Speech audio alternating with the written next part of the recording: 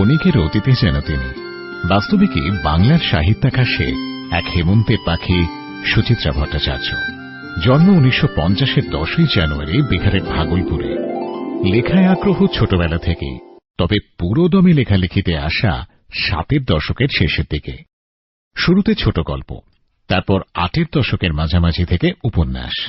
হেমন্তের শীতঝরা দিনের গল্প বলেছেন তিনি। কখনো রোজকার আট পৌরে ছাপোষা জীবনের মধ্যে প্রতিবার বিদ্যুতের উদ্ভাস, কখনো দৈনন্দিন জীবনের অন্যায়ের বিরুদ্ধে প্রতিবাদের ভাষা খুঁজে পাওয়া, কখনো বা আধুনিক জীবনে পরিবর্তিত মূল্যবোধ বা মূল্যবোধের অবক্ষয় রুখতে সচেতন হয়ে ওঠা, ভালোবাসা খুঁজে পাওয়া। সামাজিক বিষয়, শহর জীবন, মানবিক সম্পর্ক, মহিলাদের অবস্থা ও অবস্থান সবকিছু বারবার প্রকট হয়েছে তার বিভিন্ন গল্প উপন্যাসে। বিখ্যাত তার মেতিন মাসির গোয়েন্দা উপাখ্যান। ছবি হয়েছে তার বহু গল্পকে নিয়ে। ঋতুপর্ণ ঘোষ করেছেন দহন। হ্যাঁ, একটু ইঞ্জুরি তো হয়েছে, মুখের ভেতরটা একটু বেশি লেগেছে, তাই খেতে টেতে কষ্ট হচ্ছে।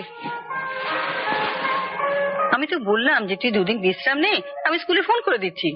তা কথা শোনে মেয়ে, যাবেই যাবে আজকে। ঝিনু নেই, ছোটন ফোন করেছে। তুমি কথা বলো, আমি আসছি। কাল তো কাগজ থেকে অনেক লোক এসেছিল, ছবি তুললো, ইন্টারভিউ নিল।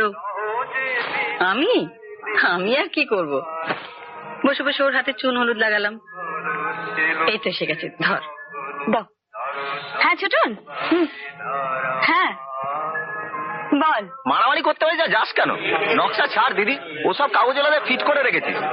আপনি একটু দাঁড়ান, আমি একটা ঘুষি মারবো, আপনারা আবার ছবি তুলে নেবেন। তোর সাহস আমার চেনাস না দিদি। দাঁড়া, আমি যাই, তারপর কাগজ এলাকার সাথে কথা বলবো। হ্যালো, শোন।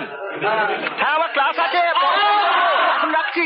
ইচ্ছের কাজ নিয়ে শিবপ্রসাদ মুখোপাধ্যায় ও নন্দিতা রায়ের পরিচালনায় তৈরি হয়েছে ইচ্ছে।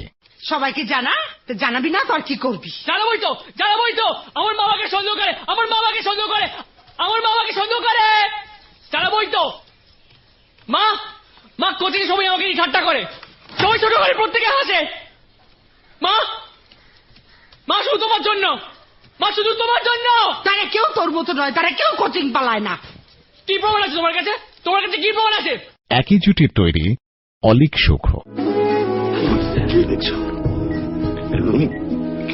কেউ নেই, তুমি কেউ কোথাও নেই, তোমার আমার মাঝখানে কেউ নেই, সব আগের মতো হয়ে যাবে।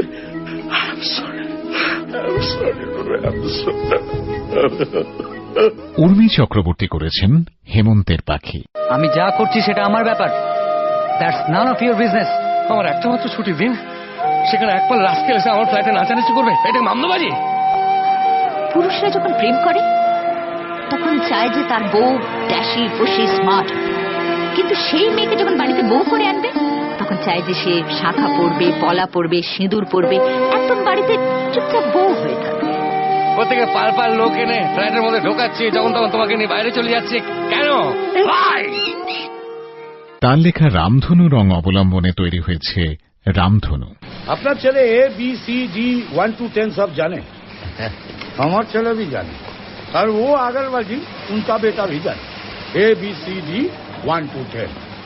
তো এখন বলেন এই তিনটে বাচ্চাকে আলাদা করবেন, merit same, etiquette same, basic GK same to same, সব সেম।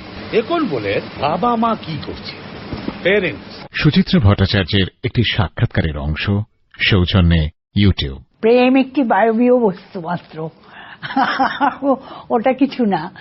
আসল ব্যাপার হলো বোঝাপড়া, পরস্পরকে বুঝে চলা, পারস্পরিক বিশ্বাস। মানুষ বাঁচে, আমি তো একা থাকতেই পারবো না, কেউ নেই, আমি একা এই ভূতের মতন এই বাড়িটাতে ঘুরে বেড়াচ্ছি, এ আমি ভাবতেই পারি না। তবে একটা কথা বলি, আমরা বিয়ে করেছি খুব কম বয়সে, তাও একটা ঝড় ঝাপটার মধ্যে দিয়ে।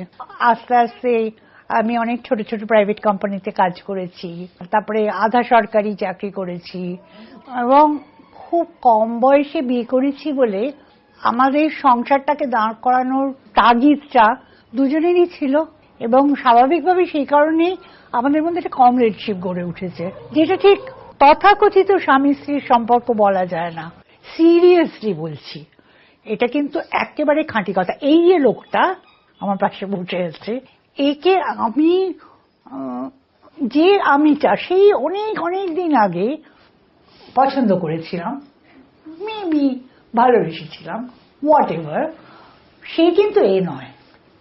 He is not that person, he is totally changed. He is not that person, সেটা আমি কিন্তু বলতে পারি। আমি কিন্তু এখনো এর সামনেই বলছি, এখনো আমি সেই পুরনো সেই ছেলেটাকে স্বপ্ন দেখি, নট দিস ম্যান।